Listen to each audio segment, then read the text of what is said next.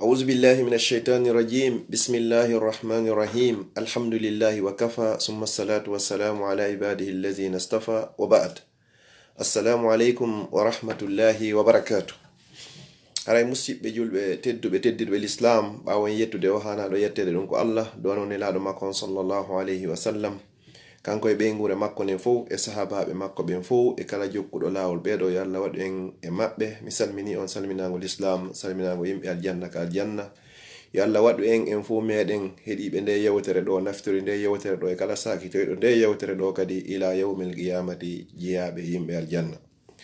Haray hiɗen ka Facebook lawol kisal meɗen ɗo en toriki Allah yo Allah on hisin en hisina kadi ɓe sincam ɓen o lawol kisal ɗo hisina en adna ɗo o malno en yawmal qiyama.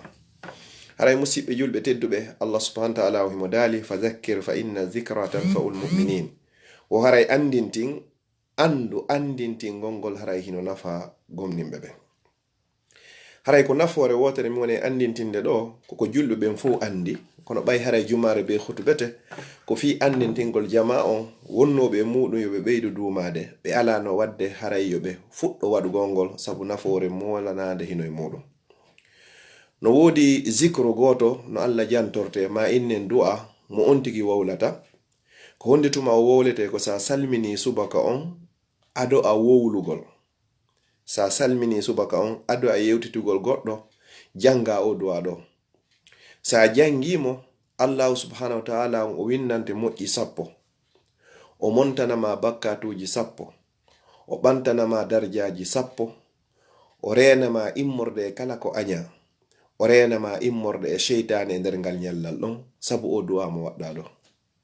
Mi fillito du'a on nelaɗo sallallahu alaihi wasallam maki ko ya waɗu mo si a salmini subaka ka joɗiɗa ɗon ado a yewtudude e goɗɗo hara hiɗa jicci koyɗe maɗen bi ma'ana no joɗorɗa non ka waqtu subaka on da fowindiri da fawindiri koyɗe maɗen janga du'a on de laabi 10 sa jangimo de laabi 10 Allah windante moƴƴi 10 o montanama bakkatuji 10 o ɓantanama darjaji 10 o renama immorde e kala ko anya o renama immorde e sheytane nder ngal nyallal ɗon kadi fop hay hunde a winnantake e bakkatu si wona hara ko shirku.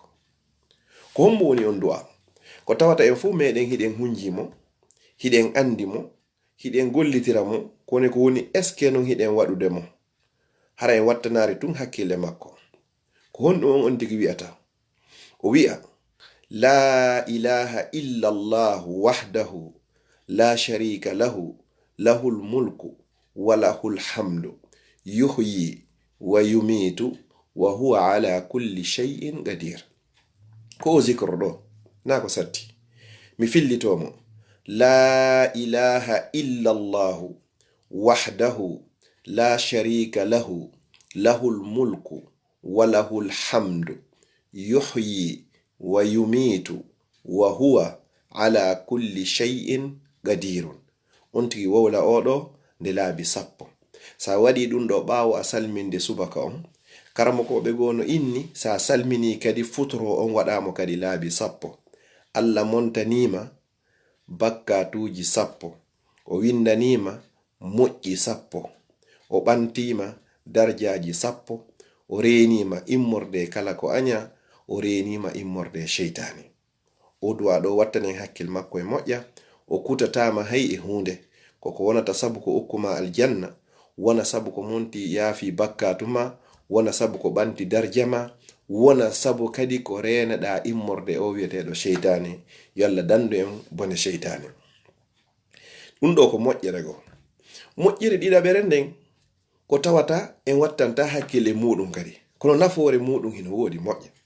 Enen ɗo fop hiɗen faala aljanna mi toriki Allah yo Allah okku en aljanna en fof hiɗen huli yiite ngen mi toriki Allah yo Allah dandu en fof meɗen yiite jahannama kala sakitoyɗo nde yewterɗo yo Allah okkumo aljanna danda mo yiite jahannama ittana mo andeje sohlaji kala ko jogi e ɓeygureji makko keneji e yaasiji. Nafoore ɗiɗaɓere nden ko honɗum si on tigi gayni salligade nelaɗo sallallahu alayhi wa sallam maaki sa gayni salligade ha gasi a jangi o du'a wonɗo e arde ɗo wi'a honɗum ashhadu an la ilaha illa Allah وحده لا شريك له وأشهد أن محمدا عبده ورسوله اللهم اجعلني من التوابين واجعلني من المتطهرين. oɗo du'a ko nun heɓata ne laaɗo sallallahu alaihi wasallam ɓe maaki allahu subhanahu wa ta'ala on udditante dambuɗe aljanna ɗen ɗe jeetati ɗe fop majje ko ngal on tigi faala wo natirita.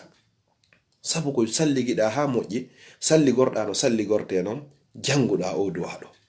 mi fillitomo si a gayni salligade janga du'a o wi'a ashhadu an la ilaha illa allah wahdahu la sharika lah wa ashhadu anna muhammadan abduhu wa rasuluh allahumma ij'alni min at-tawwabin waj'alni min al-mutatahhirin. haɗo karamokoɓe gono inni ko ya innu ashhadu an la ilaha illa allah wa ashhadu anna muhammadan abduhu wa rasuluh. haɗa ɗo no wodi ɓeydituɓe inna ashhadu an la ilaha illa allah wahdahu la sharika lah wa ashhadu anna muhammadan abduhu wa rasuluh allahumma ij'alni min at-tawwabin waj'alni min al-mutatahhirin waj'alni min ibadika as-salihin waj'alni min warathati jannati an-na'im. woɓɓe no yehi haɗo kono ko ɓuri e jiccude kon komo mi adi wolude on ashhadu an la ilaha illa allah wahdahu la sharika lah wa ashhadu anna muhammadan abduhu wa rasuluh. sa haɗi ɗo ella ala no selli. sa watti ɗon non allahumma ij'alni min at-tawwabin waj'alni min al-mutatahhirin. andu dambuɗe aljanna ɗen ɗe fop majje jeetati allah udditanima ɗe ko ngal faalaɗa woni ko natiroyta. yo allah naadu en fop meɗen aljanna wondude e ɓeygureji meɗen e mawɓe men wuruɓe fatiɓe. nafoore tataɓere nden musidɓe julɓe tedduɓe ko tawata boy haray no welsindi kadi e muɗum ɗo ko andintingol tum miɗo andi hino waɗede goy kono ɓe ala wadde ɓe ngayi fuɗɗo waɗugol ko hunnu kadi ko si a salmini waɓutu on kadi kala waɓutuji ɗin jowino subaka fana alansara futuro geeƴe ɗi waɓutuji ɗo joyi ko ɗiɗo woni farilla ɗi. nelaɗo sallallahu alaihi wasallam ɓe maaki kala duumiɗo e jangugol ayatal kursiyu ɓaawo kala waɓutu mo o salmini hay e hunde haɗatamo e natugol aljanna sina maygol makko. faya subhanallah, juumiɗo e jangugol ayatal kursi ɓaawo kala waɓutu mo o salmini wo hay hunde haɗatamo ko tongi mo natugol aljanna haray ko mayugol. subhanallah. e nder ayeje guluje 6 e temeɗɗe 6 e 96 ko ayatal kursi ɓuri e mawnude. en foppo hiɗen hunjimo yo allah dandu julɗo tawande mo hara hunjaki ayatal kursi haray ɗum ɗon hino ɓoyli hino nanniɗi hino hersini. ayatal kursi on ko hombo ko o wonɗo ga suratul baqara. suratul baqara ko simore nden ko nden ɗon ɓuri juutude mawnude e aye e sumaje ɗen fuu ko simoje 114 woni nder Qur'an 114 sura. e nder ɗin 114 sura ko baqara ɓuri juutude hingol jogi ayeje ko ɓuri honno 186 286 suratul baqara ko juzu 2 e feccere. aya kadi ɓurɗo juutude on koye nder suratul baqara woni.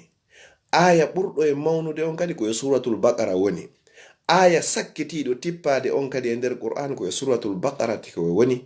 simore ɓurde juutude nden kadi ko suratul baqara. ayatal kursi on ko hombo ko ya inno allahu la ilaha illa huwa alhayyul qayyum ko ni o fuɗɗori. allahu la ilaha illa huwa alhayyul qayyum la ta'khuzuhu sinatun wala nawm lahu ma fis samawati wa ma fil ard man dhal ladhi yashfa'u 'indahu illa bi iznihi ya'lamu ma bayna aydihim wa ma khalfahum wa la yuhituna bi shay'in min 'ilmihi illa bima sha'a وسع كرسيه السماوات والأرض ولا يؤوده حفظهما وهو العلي العظيم. كودو يتي آية الكرسي سالاني قد نفعل لك هجاب كو آية دو لك نيانة كو لك مبيلة كو لك ندورة كو سادومي كو آية oɗo jangamo bimbi, jangamo kikiɗe, jangamo se a fini, jangamo nde hiɗa walo, ɓawo kala waktu mo salminɗa janga o wata hulu hay e hunde wawama hewtude si wona ko iwrika allahu subhanahu wa ta'ala. mi turiki allah subhanahu wa ta'ala on yo allahu renu en, o ayna en, o danda en, o dandana en kadi kala yiwiɗo nde yewterɗo o sakiti nde, o gollitiri nde, o weltori nde, o nafitori nde.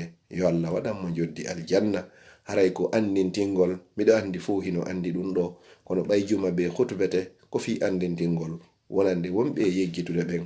yo Allah yaafo en bakkatuji men ɗin, okka en timmode moƴƴere, o okka en ha o okka en aljanna, o danda en ha o danda en yiite jahannama enen e ɓen gureji meɗen e mawɓe ɓen fu e dendagal julɓe ɓen.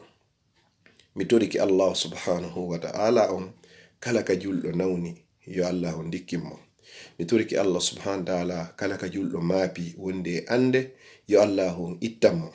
mi turiki Allah subhanahu wa ta'ala mawɓe men fatiɓɓen fu yo Allah okkuɓe aljanna, wonɓe newende ɓen ton yo Allah on duminɓe, wonɓe sattende ɓen yo Allah ittuɓe ka sattende nabaɓe e newende.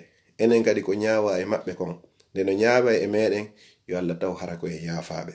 en turiki Allah ɓe sinjamɓe en addunoɓe feere fuɗɗiɓe fi o laawol kisal. mi turiki Allah yo Allah hisimɓe kamɓe kadi ittana ɓe ande aduna e laakara, waɗana ɓe ɗum ɗo ka mandakewal maɓɓe moƴƴal, ñande tawata ɓe wawana hoore maɓɓe, ñande tawata jawdi e ɓiɗɗo nafata si wona on arduɗo ka Allah e ɓernde hisunde e sirku. ko wonno ga ko musidɗo moɗon Abdallah Diallo, Bruxelles. wassalamu aleykum wa rahmatullahi wa barakatuh.